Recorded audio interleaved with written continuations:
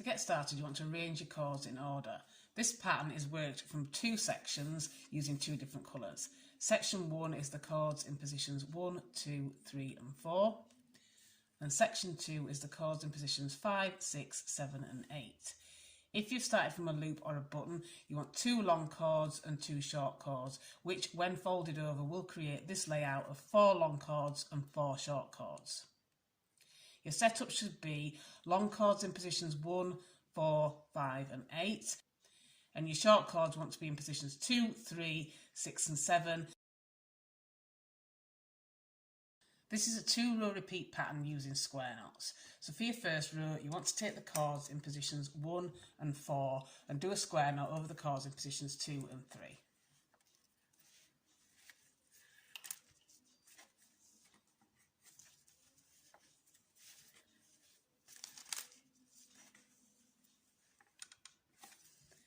And then you want to do a mirror of this in the other section. So in section 2, you want to take the cords in positions 5 and 8 and work your cords in a square knot, over the cords in positions 6 and 7.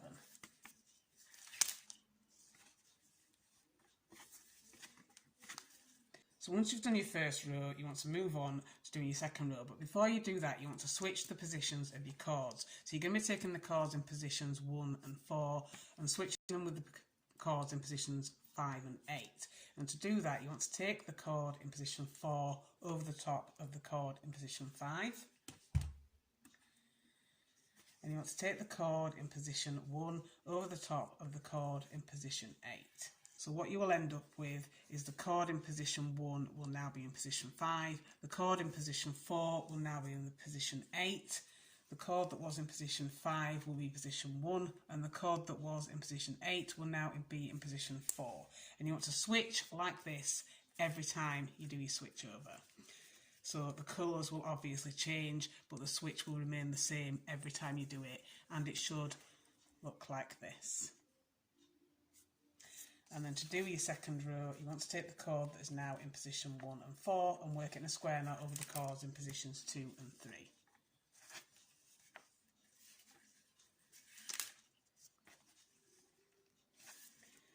And then taking the cord that is now in position 5 and 8, do a square knot over the cords in positions 6 and 7. You want to do this not too tightly because you don't want it to warp, but just flush against where you've done your switches. And then once again, you want to do your switch by taking cord in position 4 over the top of cord in position 5, and then cord in position 1 over the top of the cord in position 8, and then repeat what you did for the first row and do a square knot over the cords in positions 2 and 3,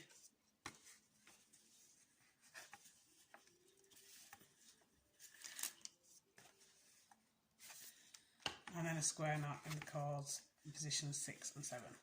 And you want to keep repeating these steps all the way down until you've got the bracelet as long as you want it to be.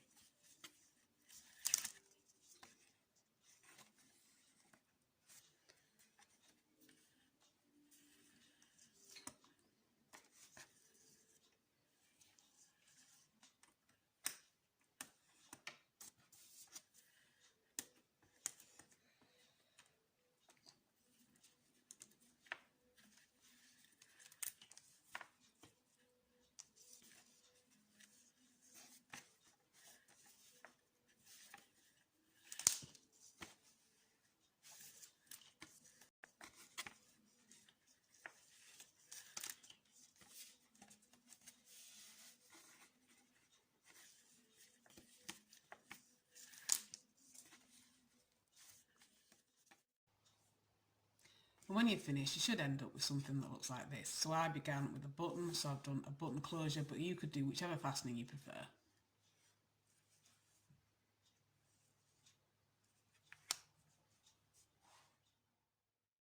And that is your completed macrame bracelet.